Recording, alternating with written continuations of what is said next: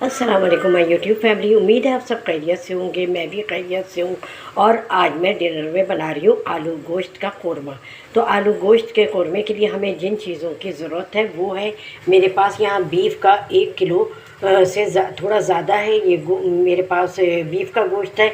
और यहाँ मसालों पे आ जाएं, रेगुलर 1 टीस्पून लाल मिर्च है और 1 टेबल स्पून नमक है, 1 टेबल स्पून कश्मीरी लाल मिर्च है और 1 टेबल स्पून धनिया है। अच्छा, अगर बहुत से लोग कहते हैं हमारे आलू गोश्त में कलर नहीं आता, तो मैं तो कश्मीरी लाल मिर्च डालती हूँ, सिर्फ कलर के लिए होती है, उसमें कोई तेज़ी नहीं होती।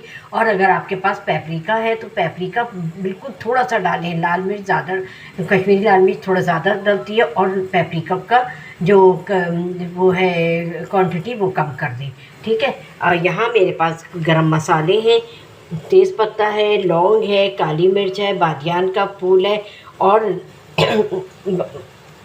दालचीनी है, ठीक है। अब यहाँ आ जाएं, यहाँ मैंने 6 से 7 हरी मिर्चें जो हैं वो पीसी हैं और थोड़ा पानी डालकर पीसना पड़ा, इसलिए आपको इसमें पानी नज़र आ रहा होगा। यहाँ 2 टेबल स्पून अदरक और 2 टेबल स्पून ही लहसुन का पेस्ट है। अच्छा, यहाँ 1 कप दही है, 2 टमाटर की प्यूरी मैंने बनाई है, ये ऐड करूँगी। अच्छा, अब ये चीज़ें मैं जिस पॉइंट पर ऐड करूँगी वो मैं आपसे शेयर करूँगी।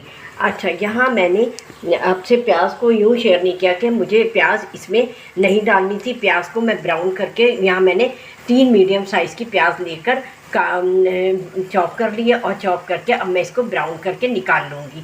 और मैं जिस पॉइंट पर ये इसको आलू गोश्त में ऐड करूँगी वो मैं आपसे शेयर करूँगी, ठीक है। हमारी प्याज ब्राउन हो जाती है तो फिर हम आपसे मिलते हैं। अच्छा, यहाँ हमने प्याज को निकाल लिया है और उसको ठंडा करके फिर मैं उसको जो है हाथ से उसको मसल के थोड़ा दरदरा सा रखूँगी। और इसी घी में मैं जो है गोश्त को ऐड करके, नहीं, सबसे पहले मैं इसमें गरम मसाले ऐड करूँगी। गरम मसाले हमारे थोड़े से जो है क्रैकर हो जाए। ये देखिए, ये 2 से 3 मिनट बस, ज़्यादा नहीं, जलाना नहीं है। मैं पहले गोश्त डाल देती, बताएं, भूल गई बिल्कुल। अच्छा, देखें ये हो गए हमारे, और इसी पॉइंट पर मैं गोश्त ऐड कर दूँगी। हाथ पे मेरे छींट आ गई, इसलिए मैं गोश्त ऐड करके इसको मैं इतना भूनूंगी कि इसका कलर चेंज हो जाए गोश्त का।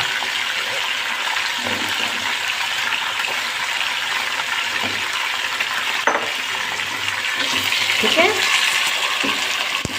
अच्छा, मैं इसको भूनूंगी इतना कि इसका कलर चेंज हो जाए, फिर मैं आपसे आगे की रेसिपी जो है वो शेयर करूँगी। अच्छा, अब ये देखिए, अभी हमारे कलर गोश्त का जो है वो कलर थोड़ा चेंज नहीं हुआ है, थोड़ा और करना है। तो हम इसी पॉइंट पर हम अदरक और लहसुन ऐड करेंगे और हरी मिर्चों का पेस्ट, ठीक है। अच्छा, हम हरी मिर्चों का पेस्ट और डाल रहे हैं और उसमें लाल मिर्चें कम रखूँगी मैं। आप भी इस बात का की एहतियात कर लीजिएगा कि बच्चे भी खाते हैं, तो आप मिर्चों की क्वांटिटी ज़रा देखकर ही डालें, ठीक है। अब मैं इसको अदरक लहसुन और हरी मिर्चों का पेस्ट जो है उसके साथ भूनूँगी, ठीक है।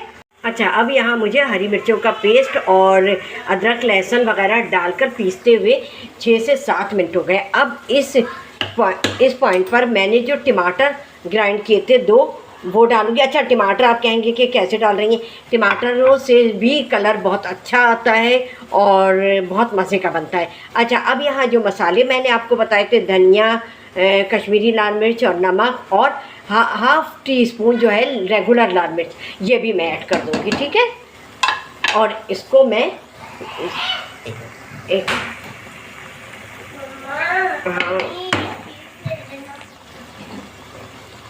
इसको मैं अच्छी तरीके से मिला लूँगी, उसके बाद फिर मैं आपसे मिलती हूँ। अच्छा, यहाँ सभी चीज़ें डालकर मैंने अच्छी तरीके से भून लिया था और टमाटर ने और गोश्त ने अपना थोड़ा पानी छोड़ा है और मैं अब इसमें गलने के हिस्से का पानी डालूँगी। तो यहाँ पर मैं 1 गिलास पानी भर के ये डाल रही हूँ, और यही 1 गिलास पानी एक और डालूँगी कि ये गोश्त पर मुनहसर होता है कि वो कितनी देर में गलेगा। और इसको तकरीबन 45 से 50 मिनट ढकना रख कर बिल्कुल स्लो स्टीम पर मैं इसको पकने दूँगी, और ढकने पर जो है वेट रख दूँगी ताकि उसकी स्टीम बाहर ना निकले और गोश्त जो है वो जल्दी गल जाए। ठीक है। अच्छा, अभी मैं ऐसे ही जैसे आपके सामने ये पानी डाला है 1 गिलास और डालकर फिर ढकना ढक दूँगी, और उस पर एक वेट रख दूँगी और स्लो स्टीम पर इसको पकाऊँगी। फिर इसके गलने तक हम इंतज़ार करते हैं। हाँ, तो देखिए मैंने जो प्याज ब्राउन करके निकाली थी तो वो मैंने डाल दी है, और आप ये देखें तेल भी सेपरेट हो गया। और अब हम इस पॉइंट पर हम अपना 1 कप दही डालेंगे। ठीक है।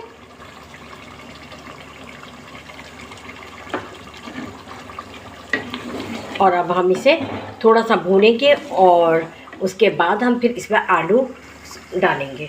ठीक है। इसको इतना भूनेंगे कि इसमें और मज़ीद तेल सेपरेट हो जाए, और उसके बाद आलू डालकर हम भूनेंगे। ठीक है। और हम फिर उसके बाद आपसे मिलते हैं।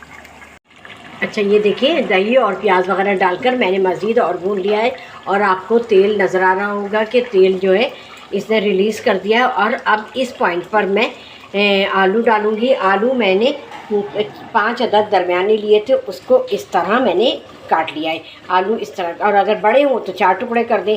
ठीक है। अब मैं आलू डालकर इसमें जो है मैं भूनूँगी। ये देखिए हमारा आलू गोश्त का क़ोरमा बहुत ज़बरदस्त बनने वाला है, और आप लोग ज़रूर इसको ट्राई कीजिएगा अपने घर में।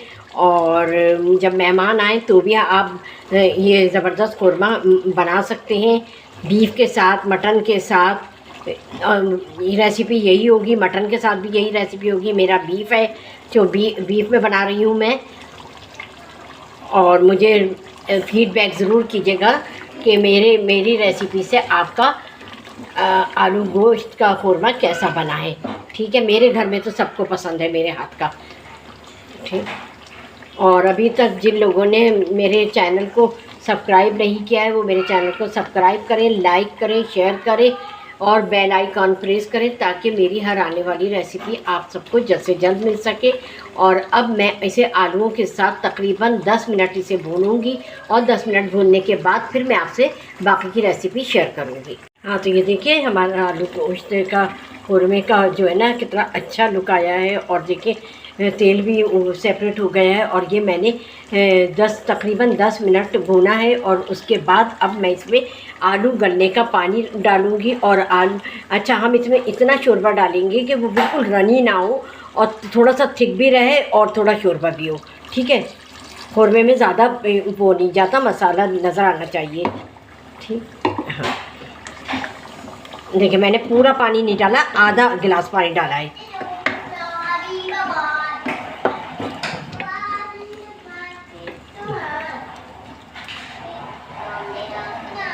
ये देखिए कितना ज़बरदस्त।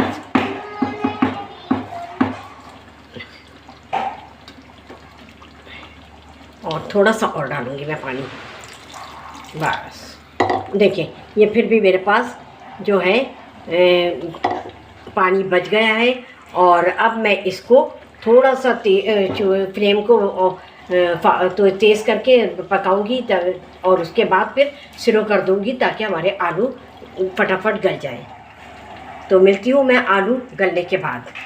हाँ, तो आए अब हम ढकना हटा कर देखते हैं हमारे आलू गले या नहीं। ठीक है। हम किस तरह चेक करेंगे, हम इस तरह करेंगे कि हम ये छुरी की नोक आलू में डालेंगे। ये देखिए माशाल्लाह गल गए। ये देखिए गल गए हमारे आलू। इसको बिल्कुल ओवर कुक नहीं करेंगे, और बस इस स्टेज पर हम इसमें जो है गरम मसाला और भुना कुटा ज़ीरा और छोटी इलायची का पाउडर मैं डालूँगी। इससे बहुत ज़बरदस्त खुशबू आती है। ठीक है। ये डालूँगी, और थोड़ा सा हरा धनिया इस पर स्प्रिंकल कर दूँगी, और बाकी मैं डिश आउट करने पे करूँगी। बस इसको हम बंद करके 2 मिनट के लिए हम इसको पकाएंगे, दम पे रखेंगे, और उसके बाद हम आपके सामने डिश आउट करेंगे। और बिल्कुल स्लो आंच कर देंगे दम वाली। ठीक है। फिर हम मिलते हैं इसके 2 मिनट के बाद फिर इसको डिश आउट करेंगे आपके सामने। हाँ, तो ये 2 मिनट हो गए। अब हम ढकने को हटाते हैं और देखिए, ये देखिए माशाल्लाह, इसको डिश आउट करते हैं और चूल्हे को करते हैं बंद। ठीक है, इसको डिश आउट करेंगे हम, और डिश आउट करने के बाद फिर हम आपसे मिलते हैं। ठीक है। हाँ, तो आपने देखा हमारा आलू गोश्त जो है हमने डिश आउट कर लिया है और कितना ज़बरदस्त लग रहा है। आप लोग भी इस रेसिपी को ज़रूर फॉलो करें और फीडबैक करें कि मेरे आलू गोश्त के क़ोरमे से आपकी रेसिपी कैसे बनी और आप लोगों को पसंद आई या नहीं आई। अगर पसंद आई है तो सब्सक्राइब करें, बेल आइकॉन को प्रेस करें ताकि मेरी हर आने वाली रेसिपी आप सबको जल्द से जल्द मिले। आपके फ़ीडबैक का इंतज़ार रहेगा। आप मुझे फ़ीडबैक करके मेरी रेसिपीज़ के बारे में मुझे बताया करें कि मेरी रेसिपीज़ आप लोगों को कैसी लगती है। चलती हूँ, दुआओं में याद रखिएगा अपना और अपने घर वालों का बेहद ख्याल रखिएगा। अल्लाह हाफ़िज़।